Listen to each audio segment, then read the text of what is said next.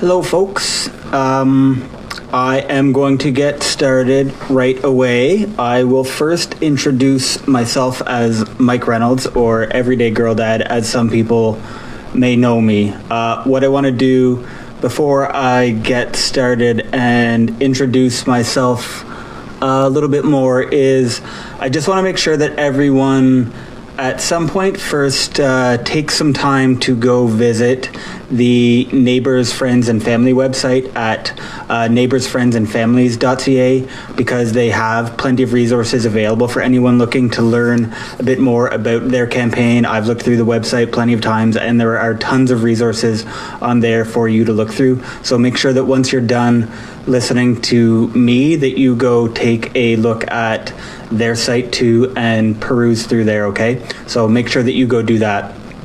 You can also take a look through my own website. My own website is a what I like to call a mishmash of things, because I have cross-stitching up there. I have my own writing up there. I have a line of t-shirts. I've got pretty much everything up there. So look through everydaygirldad.com as well. So you'll find a lot more information on me up there as well. At any point during this talk, which will be a lot about my own information, which is really my own journey through masculinity, feel free to pop comments into the comment section here.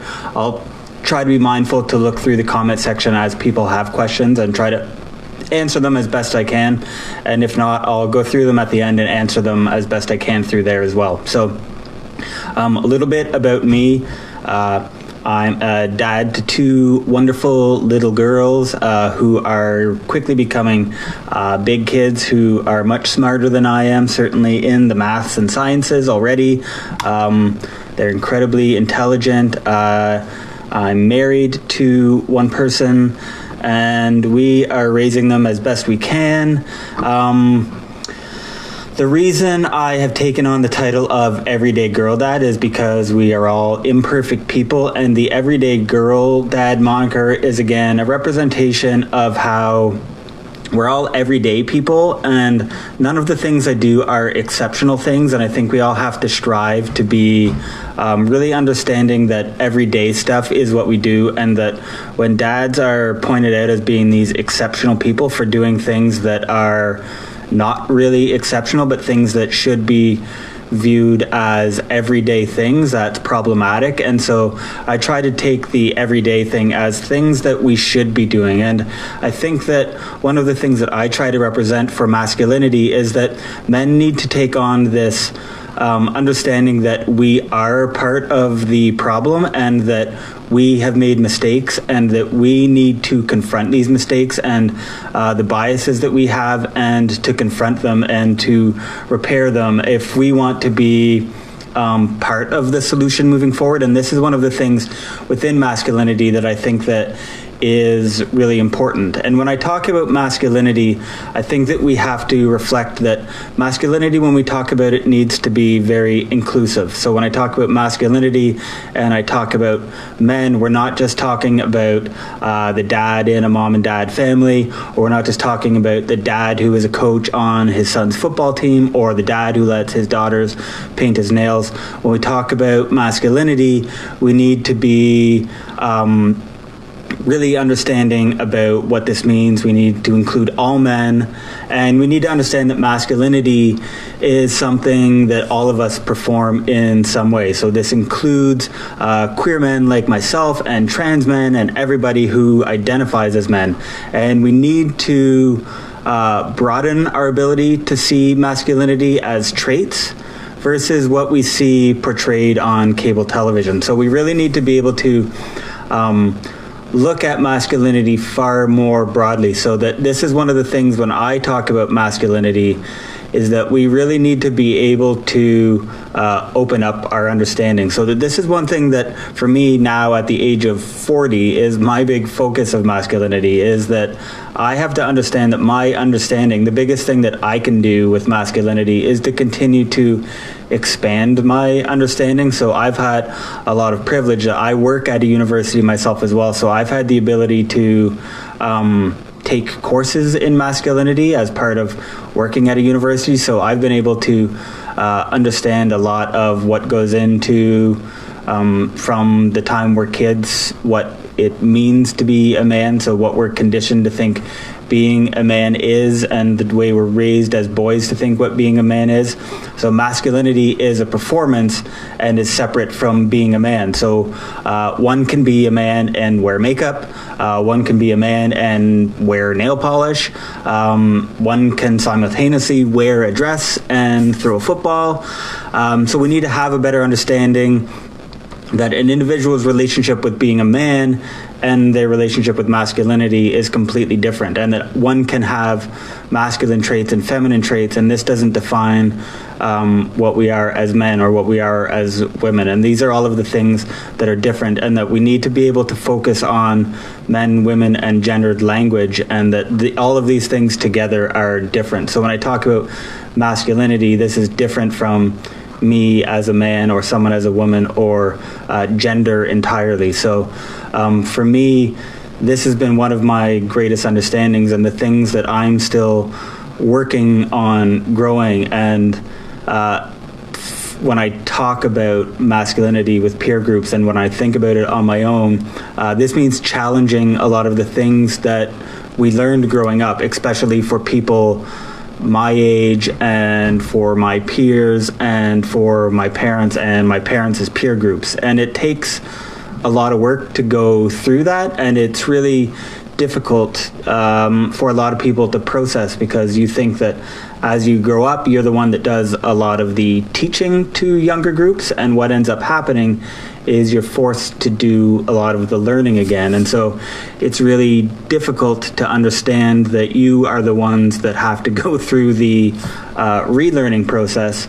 And it's also difficult when a lot of that comes from younger people, and it's something that you do have to work on as an older person like myself, who is 40, to realize that there is a lot of learning that can be done for myself, and it's hard sometimes. And I think that it's important to reflect that part of being a parent is learning how to learn. And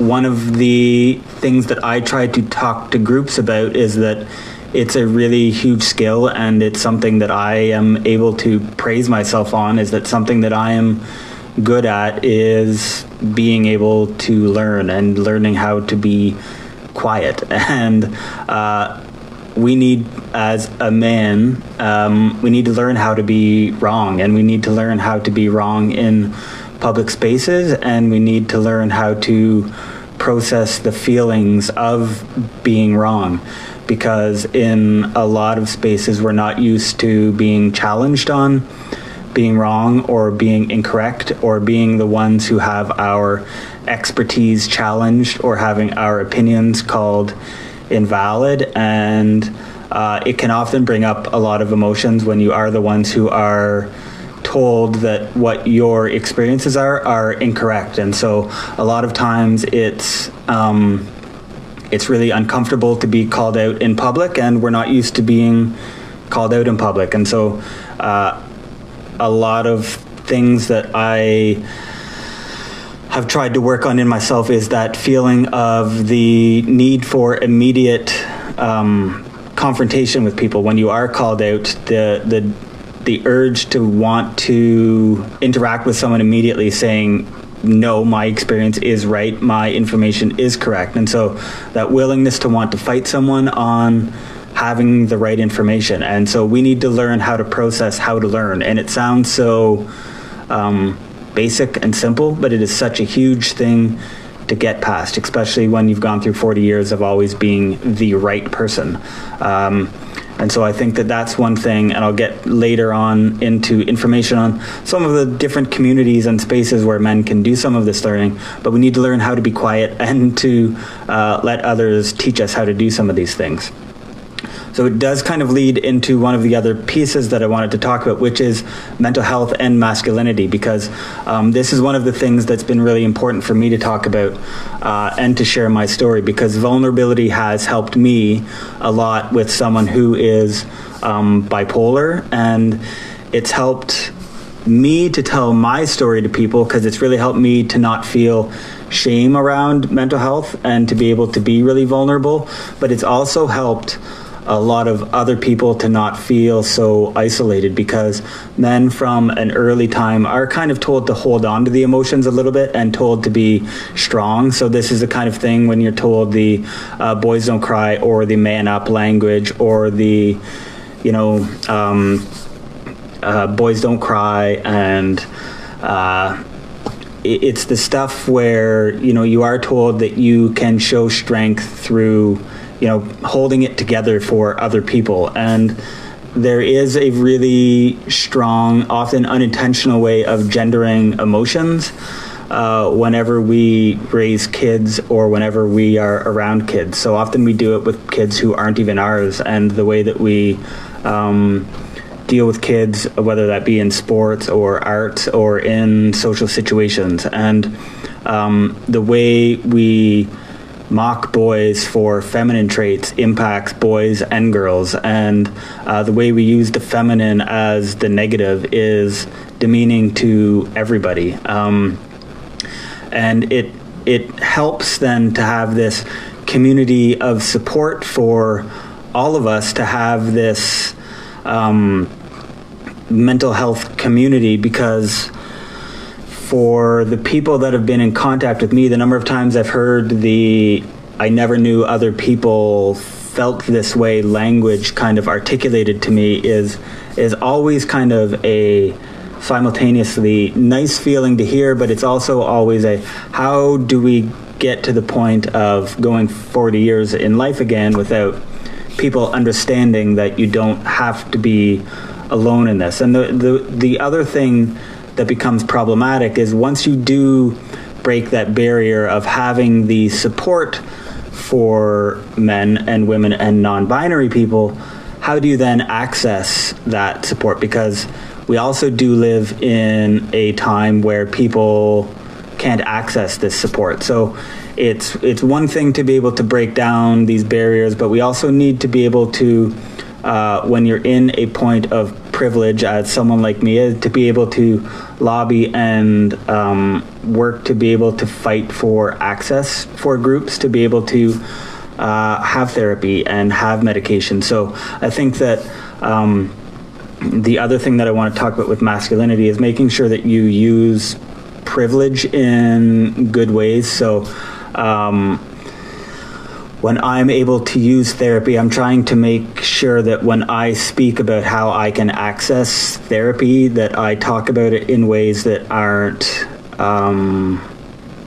that don't put others in a bad position, making sure that they understand that I understand that I'm coming at it from a privileged way as well, where I can access therapy with my job and with my medical condition means that I do have access to it fairly freely and everything. And so I think that trying to make sure that you're always understanding of your situation within a framework. So I think that my mental health is handled in such a way where I can access things, and I have to use my resources to make sure that I am lobbying to make sure that other people in my community can then have access to the same kind of resources that I have.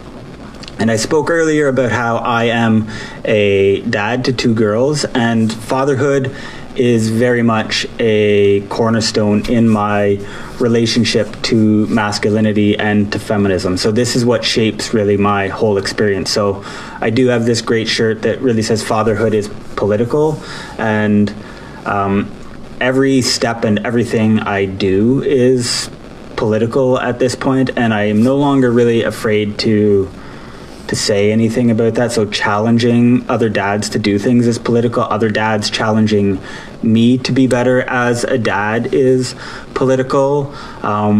all of us understanding things like emotional labor is political, so understanding how the breakdown of things we do in the household is really important. So knowing that what my partner and I do is very important for us, and these have been conversations that have gone down in our household for years and years. So it's not a matter of sitting down with your bullet journal for a day and saying, okay, so you've been doing this and I've been doing this, so now our relationship is fixed. These are ongoing conversations for us. Evaluating how we raise our kids, the kind of way we're open in terms of talks of sexual and health, reproductive information, supporting boys wearing makeup, learning how to use they pronouns. These are all things that we need to be doing better every day. And these kind of relationships between parenting and feminism to us are very important, and not things that we kind of sit down with every month and say, okay, are we adding, progressive thought into our parenting well right now? It's things that we need to reflect on every single day. And we want to make sure that this is parenthood for us right now, and that it's not exceptional stuff that we are doing, but that it is everyday stuff that we need to be doing to be a good parent. Not exceptional parenting, but this is just good parenting. So this is not, again, this comes back to the not everyday stuff, but this is simply the bare bones of parenting at this point. That this is stuff that we need to be doing to just be good parents. So this is really important that we stress that this is now just like the baseline style of parenting. And for me, the baseline level of what being a dad is now is including this style of progressive thought into how we're raising boys and girls, and ensuring that our kids understand things like gender and gender expression and gender identity, and making sure that they do have very progressive sexual and reproductive health information at their fingertips, and that we're always answering their questions that they have immediately, and if we don't have good information, that we're providing them with it as soon as we can get it. And what we have here is the difference too of what we realized, that people were raising girls and raising boys very differently, and that we've realized the need to shift the way we do this. This isn't something that we sat down and determined was something that needed to shift by us, but it's all part of a generational shift, not just what we have to be better as adults, but how we can have our kids do this differently and change language for generations coming after us. So like the way that our kids are supporting their own peers is really amazing, so that when kids have problems in the playground, our kids are acting as like these mini support groups for their own peers. And it's really nice to have kids who are supporting peers. And this is why when Ontario governments are looking at changing the sexual and health information, it's really important for kids to have this level of information as well. So one of the things that, talking about masculinity, I'm often confronted with as a dad who sometimes wears makeup and nail polish, and if you can see, I have my really cool Wonder Woman earrings in right now. One of the things I'm often told about is, or when people see them, is people often say to me, did you do that because your daughters like them? And my daughters do like them, but I do this because I enjoy it. And people often fail to understand that men will do things because they like them, not just because their daughters do it. But people, the way that people kind of rank masculinity is they think they'll give you credit, then masculinity points for doing it if you're doing it for your daughters. But I am doing it for me because I enjoy wearing makeup and nail polish and having my ears pierced. And this is just the way that people try to regulate masculinity. And I've talked about this before, but this is the way that masculinity is ranked and everything. And it's really tricky, and it's really important that whenever you can, you do speak about your own identity versus your identity for your kids. And these are the kind of things that we need to teach boys, that it's okay to do things because you like them. You don't need to do them because you're doing them because your sister did this. And something that I think is really important is we need to teach boys the same things that we've taught girls. We need to teach boys about menstruation. We need to teach boys things about topics that we think are, just for girls. The rule we tend to go with in our house is the more uncomfortable you are talking to kids about something, the more important it is that we start talking about our kids with it. And there needs to be a shift in this kind of idea that there are girl topics and boy topics and gendered language. There needs to be a greater understanding of non-binary people and non-gendered language. And kids understand this right now, and it's adults who are the ones that need to get to behind this understanding of these kind of topics. So one other thing I wanted to touch on is this late in life discovery, and again, the idea that kids can understand this stuff. So gender expression, sexual orientation, gender identity, there's no timeline for discovering who we are as men. So I, at the age of 40, am a pretty great example of how there is no timeline or deadline for identifying who you are, and you need to be able to accept that those around you don't have timelines either. So help support your peer groups, your friends, as they kind of work through understanding what all of these terms are and maybe what they mean to them. So as I have worked through understanding again more about what gender is and sexual orientation and gender identity and all of this stuff, I've learned more about what it means for me in my own life. And as you're more gentle with yourself and as you access more resources, you do start to understand more of what all of this means to you. And I think it's really natural that as men, as you are more kind to yourself and as you allow yourself to understand more about what all of this does mean and how it impacts your life, you can go through a greater understanding of what gender and sexual orientation and all of this does mean to you. And it will be totally natural for you to start understanding more about how it does apply to your life, and to have role models and to have supportive friends and to have communities does give you a greater opportunity to kind of explore what that does mean to you. And this is what it comes down to for me, is finding where those communities are for you. There are so many great little groups, and everybody needs something different. So there's a lot of great youth groups that are being run in high schools. There are youth groups online. There are a lot of one-on-one kind of role modeling spaces. These are kind of the spaces that I have tried to create as well, as these little online conversation spaces, because men have a need to kind of connect in different ways. So there are online communities on Facebook all over the place, one-on-one spaces. So a lot of people will have one-on-one role modeling groups. There's also a lot of small workshops coordinated by feminist groups. So I can maybe send out a few links to a few that I know of and a few different Facebook moderated groups that I am familiar with as well. But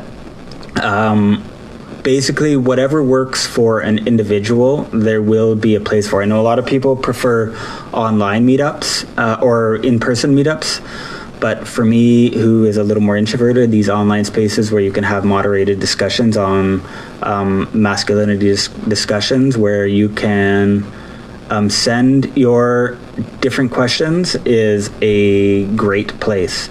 So that's really it for me, but I do see a few of those questions. But yeah, difficult conversations with boys is so important, and to have them at a really early age is the most important part for me, because when you start having them at a really early age as well, that is where you have the really important conversations where people are able to start seeing and having the two-sided conversations versus having really argumentative discussions. Because I've had a lot of certainly good discussions with my peer groups as well, you tend to come up with less fact-based discussions at those points. And certainly opinions are wonderful, but when you start having more fact-based discussions with boys at an early age, it is really helpful to have those. And to simply start talking about facts at an early age is so wonderful with boys. And to have acceptance come out with an 8-year-old is completely amazing. And there's nothing wrong with talking to boys about menstruation, and there's nothing wrong with talking to boys about sex. There's nothing shameful about any of these things, and it's only us who are uncomfortable talking about these things that kind of holds us back from talking about these things.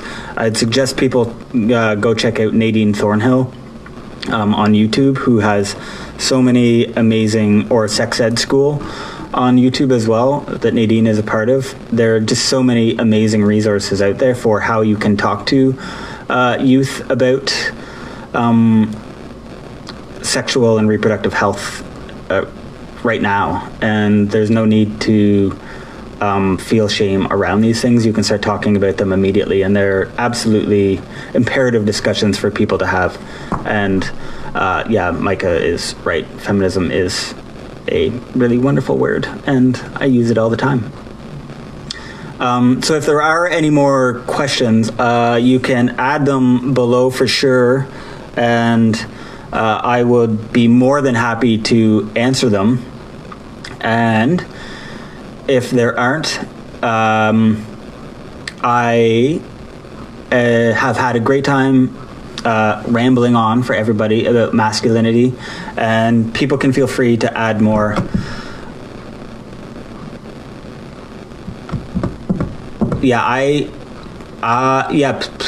People should. That's another topic that Nadine covers.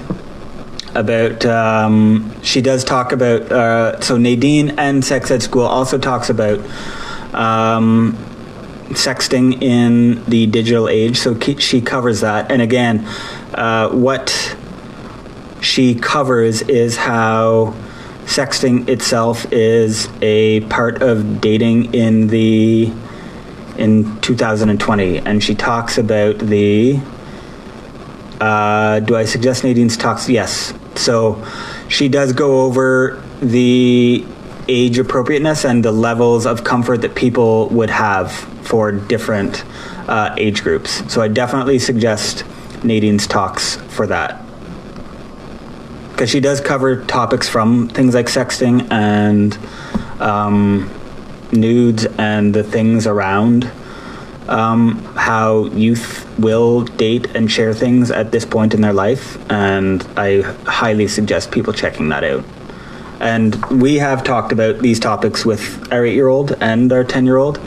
And so there are certainly ways. And again, it's more around getting over our discomfort than it is their discomfort. And Micah, yes, this is the, again, everything, there is huge discomfort around so many different, now, again, I won't ask anyone to disclose what any of their mental health issues would be.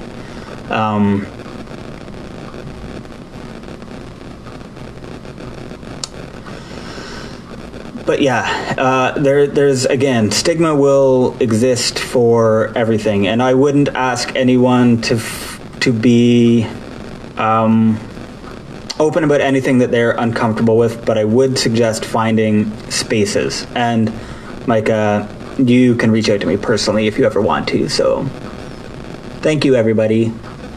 Thank you, everybody, for stopping by.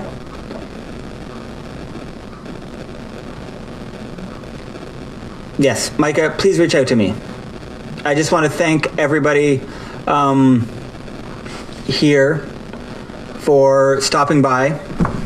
And I appreciate the time that everyone took, and I hope that they found some something here to value, and I hope that this has been useful. All right, everybody, I'll talk to you later.